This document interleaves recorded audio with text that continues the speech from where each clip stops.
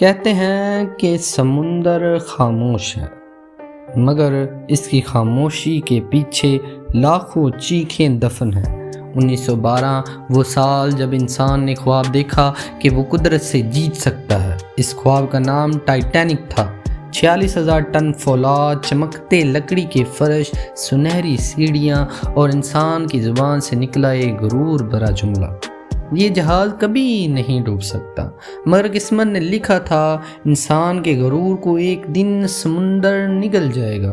Titanic کے launch ہونے سے پہلے ہی دنیا اس کے عشق میں گرفتار تھی۔ اخبارات نے اسے معجزہ کہا، امیر طبقے نے اسے زمین پر جنت کہا، اور عام لوگ خواب دیکھنے لگے کہ کاش ایک دن ہم بھی ایسے جہاز میں سفر کر سکیں۔ ساؤتھ ہیمپٹن کی بندرگاہ پر ہزاروں لوگ جمع ہوئے، کوئی ہاتھ ہلا رہا تھا، کوئی تصویر لے رہا تھا، اور کچھ تو صرف ایک جھلک دیکھنے آئے تھے۔ دنیا کے سب سے بڑے جہاز کی ایک اخبار نے لکھا، یہ جہاز صرف سفر نہیں، یہ انسانی ترقی کی جیت ہے۔ مگر کسی نے نہیں سوچا کہ شاید یہ جیت ایک دن ہماری سب سے بڑی شکست بن جائے۔ 10 اپریل 1912 موسم خوشگوار تھا، آسمان صاف تھا۔ ٹائٹینک نے پہلی بار اپنا عظیم سفر شروع کیا۔ پہلی کلاس کے مسافروں میں دنیا کے امیر ترین لوگ شامل تھے، جن کے کمروں میں سونے کے جاڑ، فنون، نکری برتن اور گرم غسل خانے تھے۔ دوسری اور تیسری کلاس میں عام لوگ تھے، جنہیں نئی زندگی، نئے خواب اور امریکہ کی چمکتی دنیا کی امید تھی، اور چہرے پر خوشی، فخر اور اطمینان تھا۔ کسی نے یہ سوچا بھی نہیں تھا کہ یہ خوشی چند دنوں کی مہمان ہے۔ جہاز کے اندر ہنسی خوشی تھی، مگر مشین روم میں ایک مقابلہ جاری تھا، وقت کے خلاف، شہرت کے لیے۔ کمپنی چاہتی تھی کہ ٹائٹینک سب سے تیز جہاز ثابت ہو۔ راستے میں جب دوسرے جہازوں نے وائرلیس پر آئس برگ وارننگز بھیجیں تو انہیں سن کر بھی کپتان نے کہا، ہماری رفتار کم نہیں ہوگی، کیونکہ وہ چاہتا تھا دنیا کہے، دیکھو انسان نے سمندر کو بھی شکست دے دی۔ مگر سمندر ہمیشہ خاموش رہ کر حساب چکاتا ہے۔ رات سیاہ تھی، چاند غائب، اور سمندر آئینے کی طرح پرسکون۔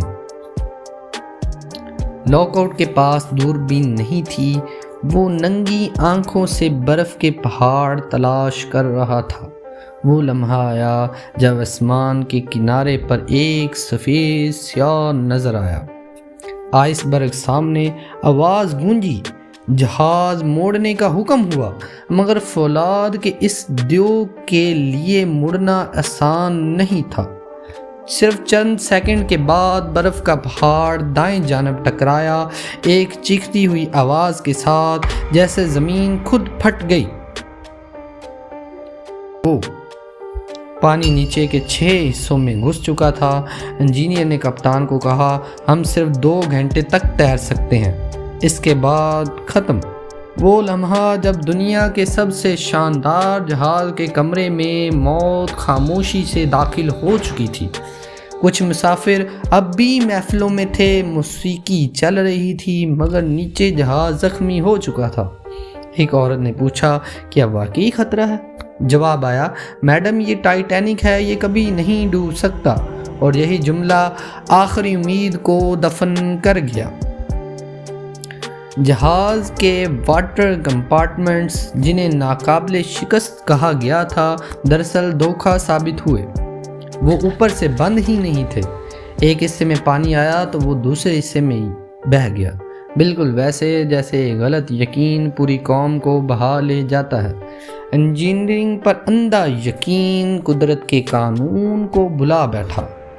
پہل کسی نے یقین نہیں کیا۔ لوگ ڈیگ پر کھڑے ہنس رہے تھے، موسیقی بج رہی تھی، اور کچھ کہہ رہے تھے یہ سب ڈرامہ ہے، جہاز نہیں ڈوب سکتا۔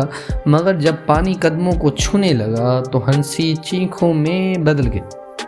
عملے نے لائف بوٹس نکالی مگر وہ صرف آدھی تھیں۔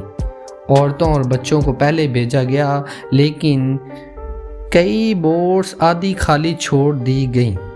ایک ماں نے اپنے بچے کو چھاتی سے لگا کر کہا، بیٹا ہم جلد دوبارہ ملیں گے، مگر وہ دوبارہ کبھی نہیں ملی۔ جب جہاز آہستہ آہستہ جھکنے لگا، موسیقاروں نے اپنا ساز نہیں چھوڑا، وہ آخری دم تک بجاتے رہے، نیرر مائی گاڈ ٹو تھی۔ لوگ دعائیں مانگ رہے تھے، کچھ گلے لگ کر رو رہے تھے اور کچھ سمندر کو دیکھ کر چپ ہو گئے۔ اس رات صرف ایک چیز اونچی تھی، انسانیت کی قیمت۔ جب خبر دنیا تک پہنچی تو یقین کرنا مشکل تھا۔ اخبارات کے ہیڈ لائنز چیخ رہے تھے، ناقابل غرق جہاز غرق ہو گیا۔ سڑکوں پر لوگ روتے دکھائی دیے، ریڈیو پر خبریں بار بار دہرائی جا رہی تھیں۔ جنہوں نے جہاز بنایا تھا وہ خاموشی سے ایک دوسرے کو دیکھ رہے تھے۔ وہی دنیا جو کل تک اس پر فخر کرتی تھی آج صدمے میں تھی کہ شاید ہم نے قدرت کو کم سمجھ لیا تھا۔ ٹائٹینک صرف ایک جہاز نہیں تھا، یہ انسان کے غرور کا آئینہ تھا۔ آج بھی ہم وہی غلطیاں دہرا رہے ہیں، رفتار کی ڈور، لاپرواہی، شہرت سے اور قدرت سے مقابلہ۔ مگر یاد رکھو، سمندر کبھی نہیں بھولتا، وہ صرف انتظار کرتا ہے۔ جب تک ہم خود کو پھر سے ناقابل شکست سمجھنے لگیں، ٹائٹینک ڈوب گیا، مگر اس کا پیغام آج بھی لہروں کے ساتھ زندہ ہے۔ غرور چاہے جہاز کا ہو یا انسان کا، انجام ہمیشہ ایک سا ہوتا ہے۔ سمندر سے پانی نہیں، یہ یاد دہانی ہے کہ فطرت ہمیشہ آخری لفظ بولتی ہے۔